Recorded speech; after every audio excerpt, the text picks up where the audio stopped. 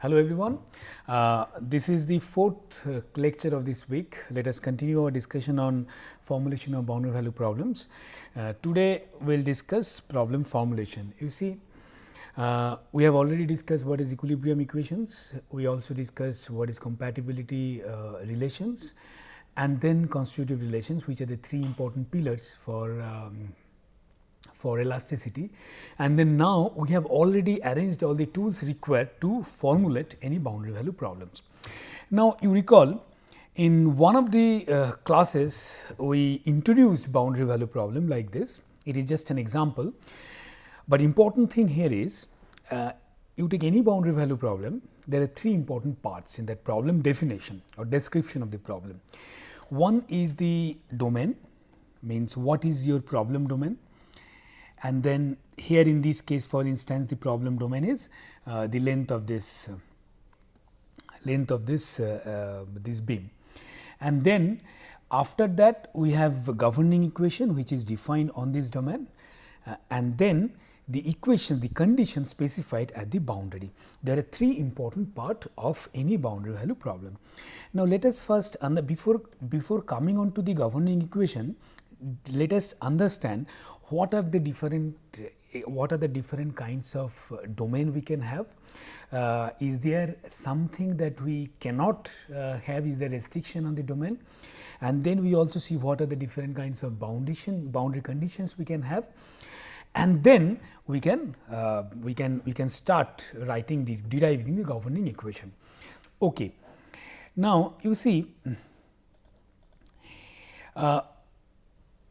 in the last class we discussed what is the concept of continuum, right, and we also said that all the problems that we discussed here that we will be dealing with in elasticity, in theory of elasticity, the continuum nature needs to be preserved. It has to be a continuum.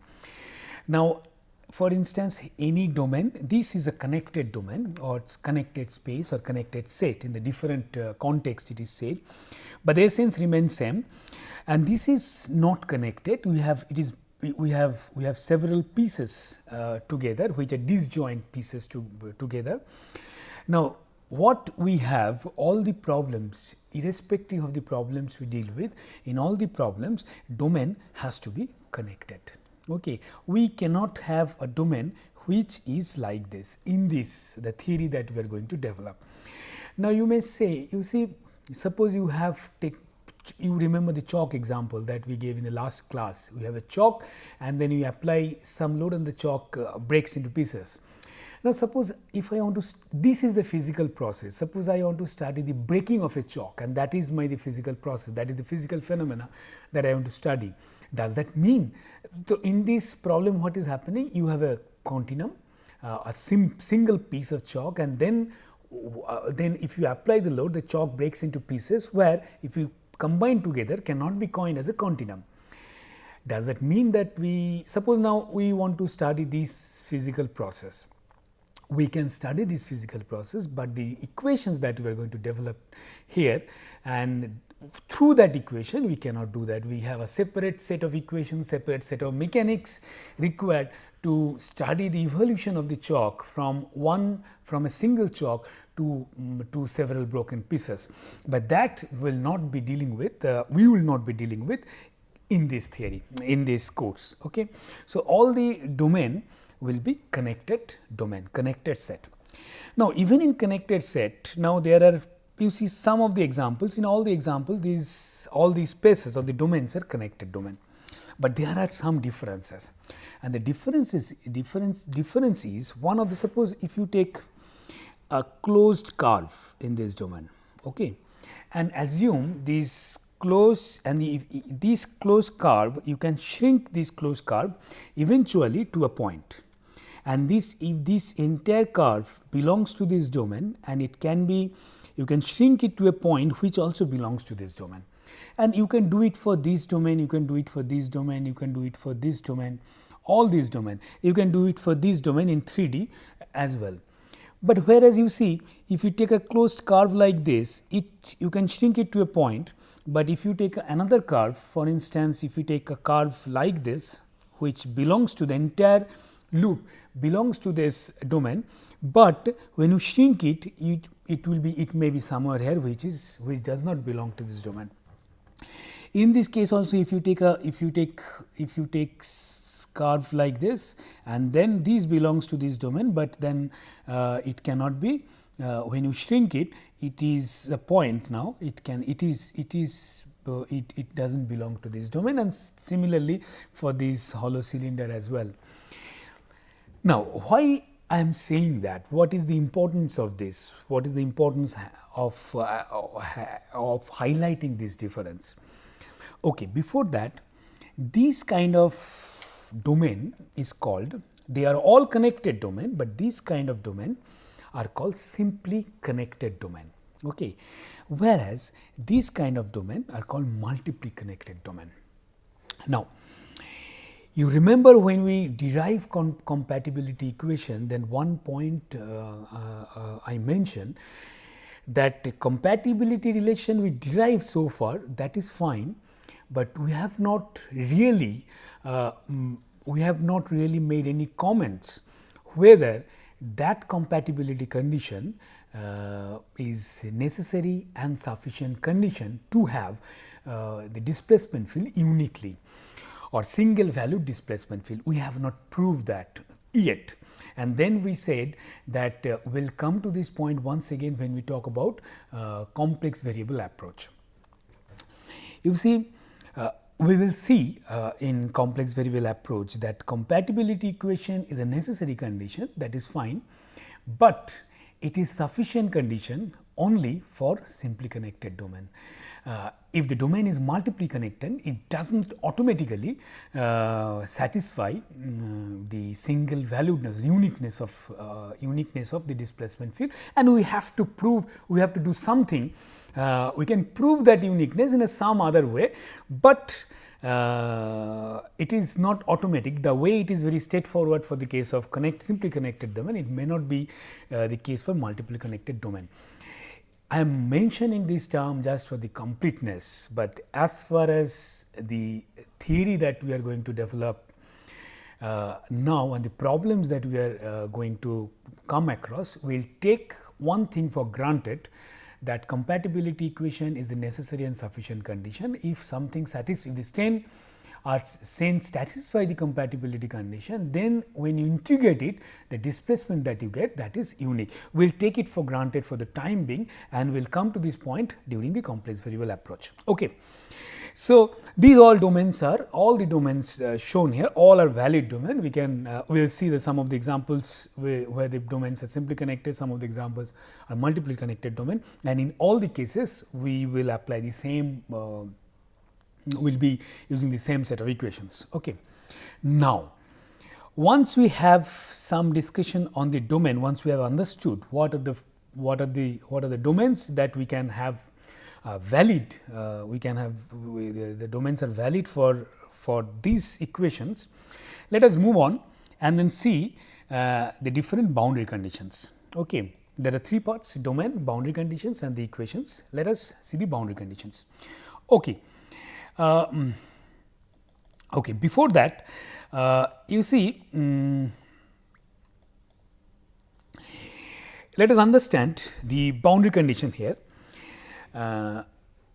Suppose we have a boundary, we have a domain, which the domain is omega, and the boundary is del omega. Okay. Now, what are the different kinds of boundary conditions we can have? We can have only traction boundary, or the tractions are specified at the boundary, okay, as boundary conditions. And in that case, the only boundary conditions that we have is the traction boundary condition. If I have to give you some example, for instance, if you take this example will address, it is an example of a pressure vessel. Okay. Suppose we have a vessel like this, and we have internal pressure, we have some external pressure as well. So, this has two boundaries, one is the inner circle and the outer circle, and both the circles we have the boundary condition specified. Here the boundary condition is the stresses, radial stresses is P1, here sigma r is P1, here also sigma r is P2. These are the boundary conditions, traction boundary conditions. Okay. Now, we can also have another boundary condition. Suppose take the same domain once again, and we can the boundary condition specified at the boundary is the displacement. Okay.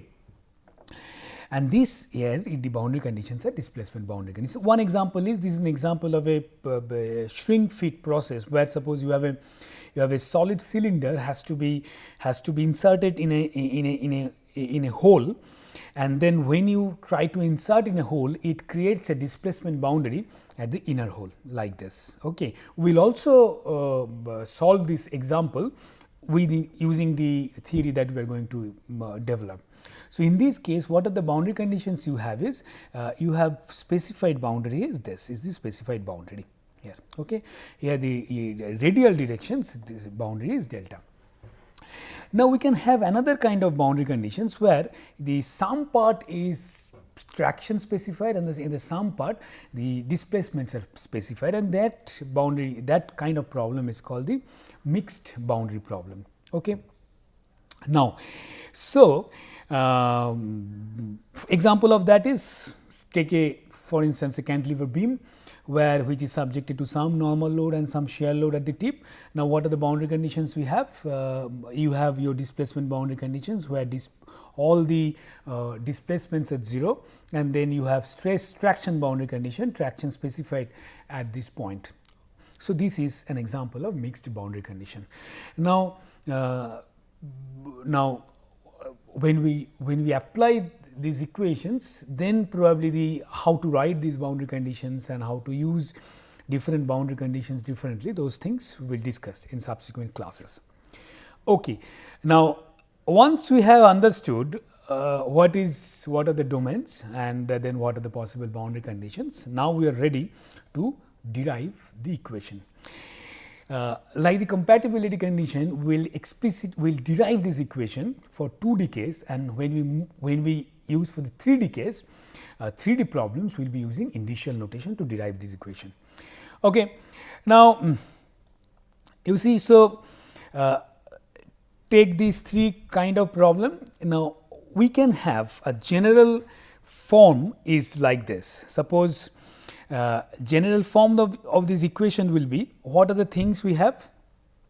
We have the equation is essentially is a function, writing a function who is a function of u, then the strain field, then the stress field.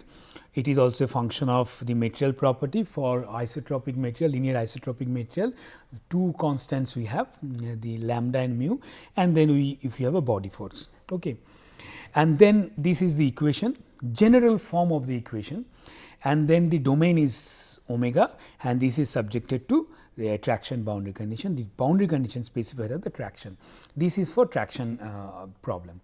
Now, if it is displacement boundary conditions, then again the same equations we have to write, but now the boundary conditions are specified as displacement. And where in the case of mixed boundary condition, we have both boundary, displacement boundary condition as well as traction boundary condition. Now, at this point, if we take a very general framework, very general equation, for instance, this is a very general form of this equation. Suppose if I go back to the previous slides, yes. Now, this is a very general form, general equation that we are going to derive in a specific case. Now, we see what are the relations, what are the unknown we have in this general form. We will eventually see it is not that many unknown we have. Some of the information we can put in and reduce the number of unknown, but in a very general form, how many relations we have. First, let us see how many unknowns we have. We have, say, for displacement, we have 3 unknown. It's a 3 displacement field in the 3 direction. And then we have this total 6 strain components we have. These are the strain component, and then out of these 3 normal strain and 3 shear strain, and then similarly we have 6 stress components, 3 normal stresses and 3 shear stresses. So, total 15 unknowns we have, right. When we have to solve a problem, suppose you take any example, any problem which is subjected to some kind of load, and when you analyze the problem, eventually what it means? Eventually it means, and you have to find out what are the internal stresses, stress at a given point. We have to find out what are the strains at a given point, and we also find out what are the displacements at a given point. Okay. Displacements and strain are related to each other. We will come to this point, but these are the three important, these are the three information that we need as an outcome of analysis, right? What are the relations we are available is available to us? We have say the relations available to us is you go back, we have equilibrium equations.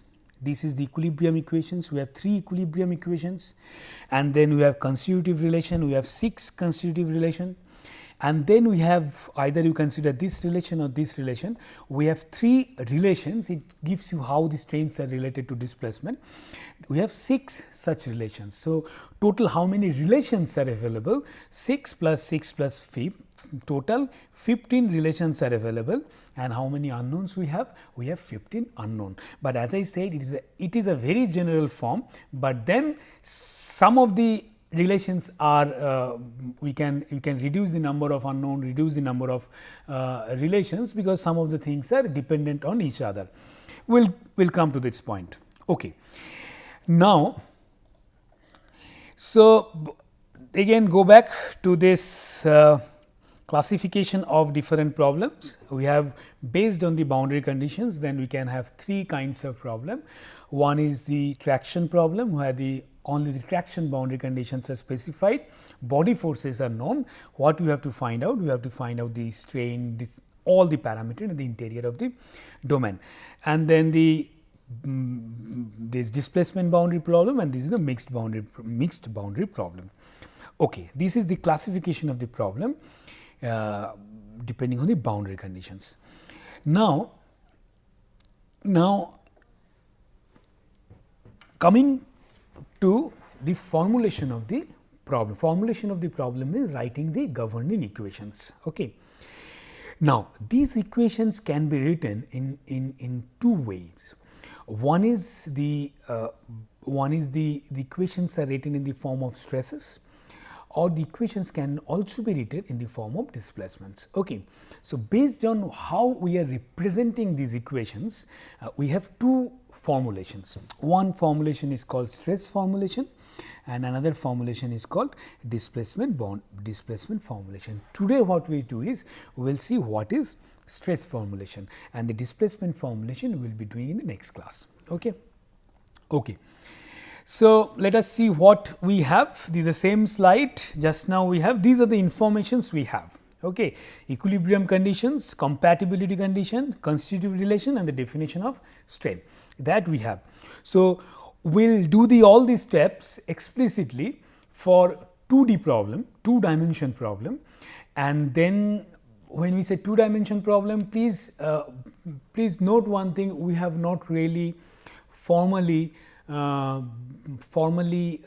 introduced when I say 2-dimensional problem what does actually mean, because you remember in many times we mentioned that there is nothing like 2-dimensional problem, all the problems are 3-dimensional problem, but for our ease there are some class of problems which can be idealized as 2-dimensional problem, and that idealization we have not discussed so far, we will be doing in the next class. But for the time being, when I say the 2-dimension problem, it means that we have the stress component epsilon x, epsilon y, and epsilon xy. Corresponding stress components are epsilon sigma xs, sigma yy, and sigma xy, and then we have 2 displacements condition u and v. Okay. Now, so for 2-dimension problem, then what we have is we have these are the equilibrium equations. The same equilibrium equations we can have for 2-dimension cases this. Okay. Now, then we have the compatibility condition. If you remember, last class we derived this equation, and then okay, there is a correction. Please, this should be yy. Okay, this should be yy. Now, then we have strain, then we have this thing constitutive relation. Okay. Let us see how this thing to be formed. Okay. First what we do is, first suppose this is equation number 1 and equation number 2, the governing equation. Let us differentiate this equation with respect to x and differentiate with this equation with respect to y. Okay. Now, if we do that, then this equation becomes what? This equation becomes del 2 sigma x x del x 2 and then plus del 2 sigma x y del x del y plus del bx. Bx and by are the body forces in x and y direction. So, this is the first equation, and if we differentiate this with respect to y, then we have del 2 sigma x y and then del x del y, then plus del 2 sigma y y del y 2 plus del by del y. This is equal to 0. Okay. So, let us, this is 1 a and 1 b, 2 or 2 a, 2 a. Okay. Now, if we add them, then what we have is, we have this equation. Okay. So, this and this can be this and this is gives you this, and rest of the thing if you take outside, we have this equation. Okay. So, this is the equation we have from the equilibrium equation. Okay. So, essentially what we did here is, we have combined, we have two equilibrium equations, and here these two equilibrium equations are combined and we have just one equation. So, this equation essentially gives you these two equations. Okay. Now, once we have this form of equilibrium equation, now let us put compatibility condition and the constitutive relation into this. Okay. Okay. So, then this is the equation we have. Okay. Now, what we do is, let's leave it this equation for the time being, the equilibrium equation for the time being. This is equilibrium equation. Okay. Okay. Now, let us now substitute this constitutive relation into this compatibility equation. Okay. So, essentially when we say governing equation carries all this information. The governing equation means the mathematical representation of that process, that problem should carry all the information. All the information means the equilibrium conditions, the compatibility conditions, and also the constitutive relation. So, we have the equilibrium conditions here. Now, substitute this constitutive relation into this compatibility compatibility conditions, and if you do that, what equations we get is this. Okay, you can try parallelly. So, we have this equation, just direct substitution of this, we get this. Okay. Now, this equation gives you what? This equation is essentially, so as I said, this equation is the equilibrium equation, this, and this equation is these two equations. What we do is now is we combine these two equations. So, if we combine, how do we combine? Now, substitute this term from this. So, this, if I place here, what we have is this. We have is this. Okay. Now, so this we have, and now then if you do some manipulation, and then finally, please do not take this expression for granted, as I said, and probably I will be repeating this again and again. Not for this, do not take any derivations, even if it is given in book, do not take any derivation for granted. They may be correct, but until and unless you do this exercise yourself, until and unless you derive that yourself, things will not be clear. So, whatever things are you can see here, please derive it and then convince yourself.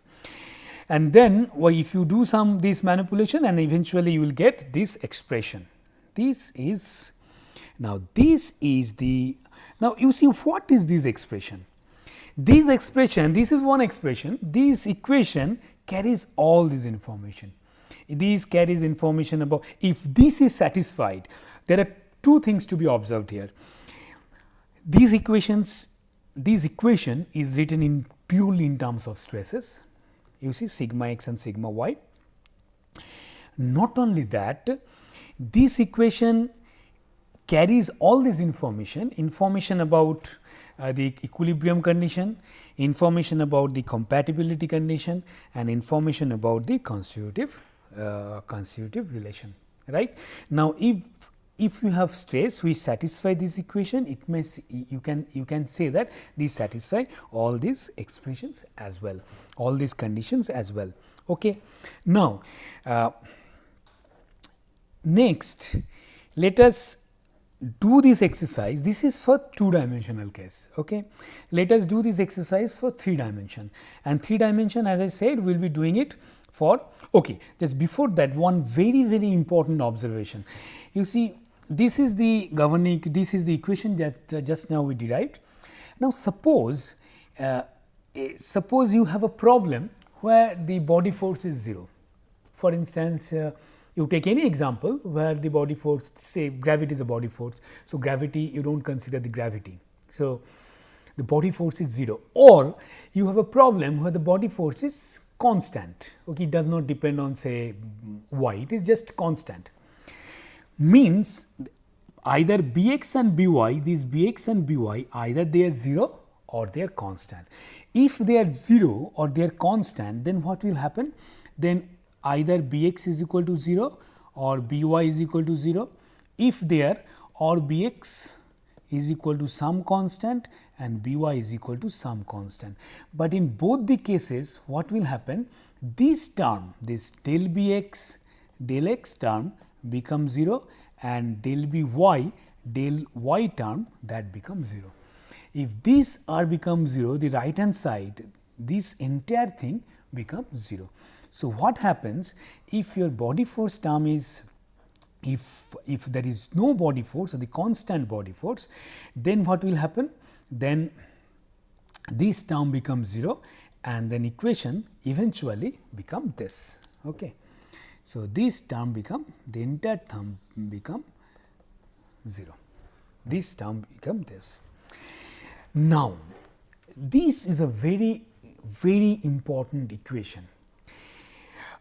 Looking at this equation, we will see how to solve this equation and all these things, that is absolutely fine. But this equation also tells us a very important thing, and it is so important that it takes you to one section of elasticity, okay, or one variant of elasticity. We'll just shortly see that. You see what this equation tells you. This equation tells us that if there is no body force or the constant body force, this is the governing equation, mind it, then this equation, if we solve this equation, what we get? We get stresses, right? If there is no body force and no, or the constant body force, this equation is independent of material property. You see, when there was a body force, it was mu was there, which is the Poisson's ratio, which is the material property. Now, when you have no body force, it's a constant body force, it is independent of material property. It means that if you do not have body force or the constant body force, the stresses, they do not depend on the material property, and this is a very important observation. Reason. Now, this tells you the stress distribution is independent of material properties, because the equation that you solve to get stress, that equation does not carry information about the material property, and these observations will important. These observations will take you another variant or section of elasticity, which is called photoelasticity, and how this equation, this observation is exploited or used in photoelasticity. We will discuss that in the week when we talk about elasticity, and in there we will start with this observation. Okay. That is why it is very important. Okay. Now, you recall, I mean, those who have taken structural analysis, or even in mechanics, when you solve trusses. Okay. Now, if your truss is determinate truss, of course, if for a determinate structure, when you solve any truss problem and obtain the member forces in different members, or for a determinate beam, when you calculate the bending moment diagram or shear force diagram. You recall the bending moment diagram, shear force diagram, and also the forces in the member for a truss, all they did not depend on the properties of the material. There was no Young's modulus and Poisson's ratio in the bending moment, right. So, but the Poisson's ratio and bending moment comes in the case of displacement. It only says that stresses are independent of material property, but when the stresses are used to calculate strain and eventually the displacement, then the material property comes in, because stresses to strain, we need the constitutive relation where the material property comes in. It is the stresses which are independent of material property, and we will discuss these things in detail in the case in photoelasticity. Okay. Now, move on to 3-dimensional case. So, we will be doing it, just browse through the derivation using initial notation, but you have to do it all these steps to convince yourself. So, this is the so we had what are the things we use in the case of 2-dimensional case? Equilibrium equations, compatibility equation, and the constitutive relation, right. Now, this is the constitutive relation, if you remember, if this is the compatibility conditions, and this is the constitutive relation. We have equilibrium equation, we will be using it shortly. Now, what we do first is, to do this exercise, the exercise that we did, 2 exercises we did if in the previous slide. First, we we combine these equilibrium equations, and the second exercise we substituted this constitutive relation into the compatibility condition. The same thing we do here. This is the compatibility condition. Let us substitute this in this equilibrium equation. And if you do that, just see what is the first term. The first term becomes epsilon I j.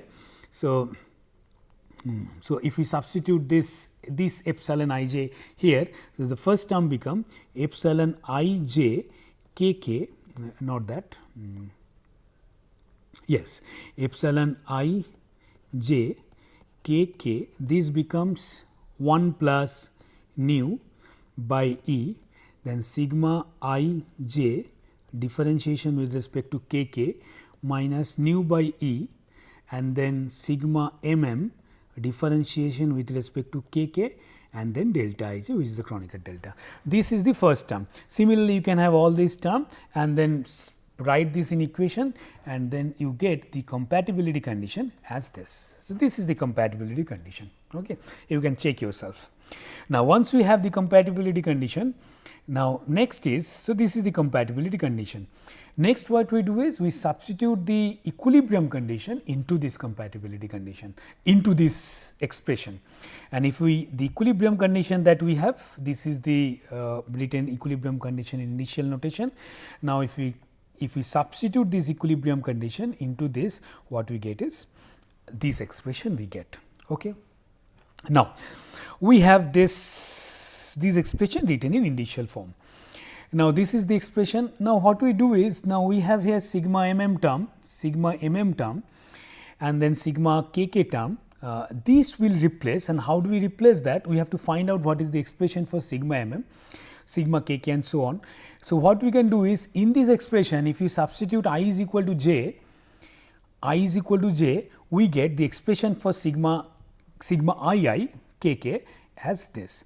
Now, we substitute this into this expression, this sigma kk and so on, this. And if we substitute this, the entire thing, if you substitute here, what you get is finally this expression you get. Okay. Now, again here also you check if in absence of body force, if the body forces are 0, okay, let us write the final expression, then we discuss there. Okay. If you in this expression, if you check, if you make the body forces at 0 or constant, the entire thing becomes 0. Okay.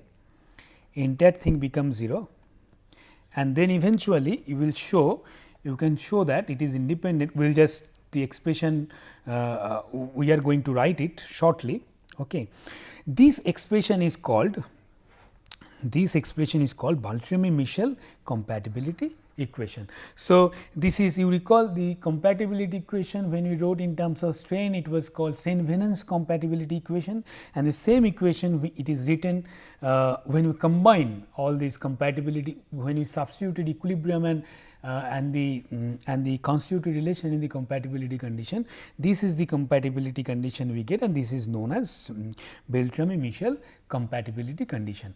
Now, coming that to the previous point that we were discussing, in the case of when the constant body force or the 0 body force, all the term associated with the body force becomes 0, and if you make it 0 and then if you write all these expression, how many expressions we can have here? You see, this is sigma I j, how many equations we can have? This is sigma I j, k k is the dummy index here because it is repetition, k k is a dummy index here. So, essentially it becomes a second order tensor, but if you put the symmetry that sigma I j is equal to sigma j I, so number of components become 6. So, essentially you will be having 6 equations, set of equations. If you write x y in place of I j, and for every directions if you write that expression and make the body force 0, then the 6 equation that you have is this. Okay. And here also you see that you have the same observation, all these equations are written in terms of stresses, but none of these equations carry information about the material properties. Means if the body force is 0, the distribution of stress that they do not depend on the material property. But again, when but it does not mean that the entire behavior of the material is independent of its property. It is not like that. When the stress is converted into strain, their material property comes in. Okay. So, this is the equation for stresses, but again we will see that this is not the equation that we directly solve. Next class when we discuss different methodology to solve these equations, we will see that how to write this expression. The same expression can be written in a different way, so that the solution can be made easier. But before that, there is one more formulation which is called displacement formulation, where the same set of equations written in terms of displacements. Okay. But one thing, you see the stresses, how many stresses we have? We have 6 component of stresses, and therefore, we have 6 equations here. Similarly, when we write these expression in terms of displacements, by intuition we can say that we have 3 components of displacement in 3 directions. So, displacement equations will be only with 3 equations. Okay. We will derive that in the next class. So, next class what we do is, next class we will first derive what is the displacement formulation quickly, and then we also summarize what are the possible. Once we have the formulation, the governing equation ready, then we have a full description of the boundary value problem, the domain, the equations, and also the boundary conditions. And then next we have to see, once we have the description, once we have described the boundary problems, next step is to solution of that equation, solution of the mathematical model. What are the available techniques we have, what are the advantages and disadvantages of different techniques, and then from there we will select a particular technique and then see how that technique can be used to solve different problems using the same set of equations. Okay, then I stop here today. See you in the next class. Thank you.